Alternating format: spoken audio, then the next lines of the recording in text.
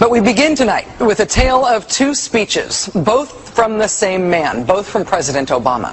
One speech that could have been billed as a ballad to the Constitution, a proclamation of American values, a repudiation of the lawless behavior of the last presidential administration, and another speech announcing a radical new claim of presidential power that is not afforded by the Constitution and that has never been attempted in American history, even by George W. Bush and Dick Cheney.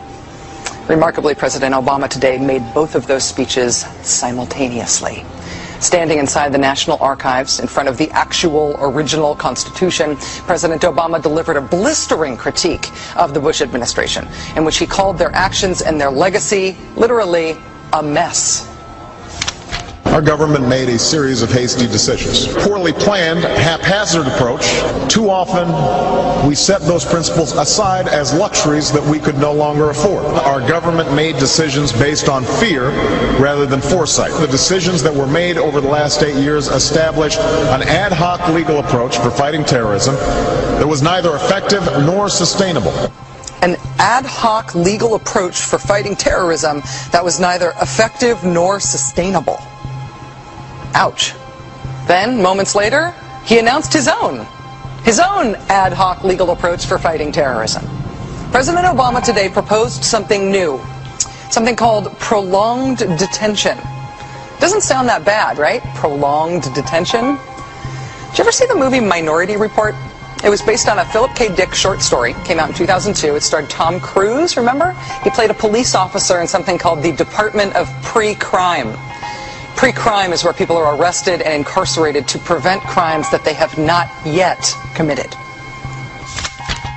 Mr. Marks, by mandate of the District of Columbia Pre-Crime Division, I'm placing you under arrest for the future murder of Sarah Marks and Donald Dumanos. Take place today, April 22nd, at 0800 hours, 4 minutes. No, I didn't do anything. You didn't do anything, but you're gonna. Future murder.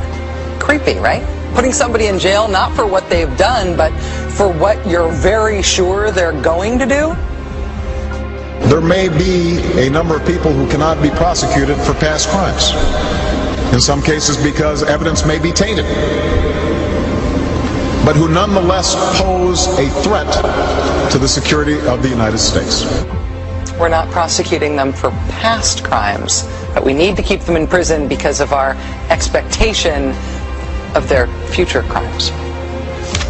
Al-Qaeda terrorists and their affiliates are at war with the United States, and those that we capture, like other prisoners of war, must be prevented from attacking us again. Prevented. We will incarcerate people preventively. Preventive incarceration. Indefinite detention without trial. That's what this is. That's what President Obama proposed today, if you strip away the euphemisms. One civil liberties advocate told the New York Times today, quote, "We've known this was on the horizon for many years, but we were able to hold it off with George Bush. The idea that we might find ourselves fighting with the Obama administration over these powers is really stunning." And it is stunning, particularly to hear President Obama claim the power to keep people in prison indefinitely with no charges against them, no conviction, no sentence, just imprisonment. It's particularly stunning to hear him make that claim in the middle of a speech that was all about the rule of law. But we must do so with an abiding confidence in the rule of law. Our government was defending positions that undermine the rule of law to ensure that they are in line with the rule of law. How can a president speak the kind of poetry that President Obama does about the rule of law and call for the power to indefinitely, preventively imprison people because they might commit crimes in the future? How can those two things coexist in the same man, even in the same speech? Well, that brings us to the self-consciously awkward, embarrassing part of this speech today. After condemning the Bush administration for what he called their ad hoc legal strategy, for trying to make things seem legal that patently weren't, this is what President Obama proposed.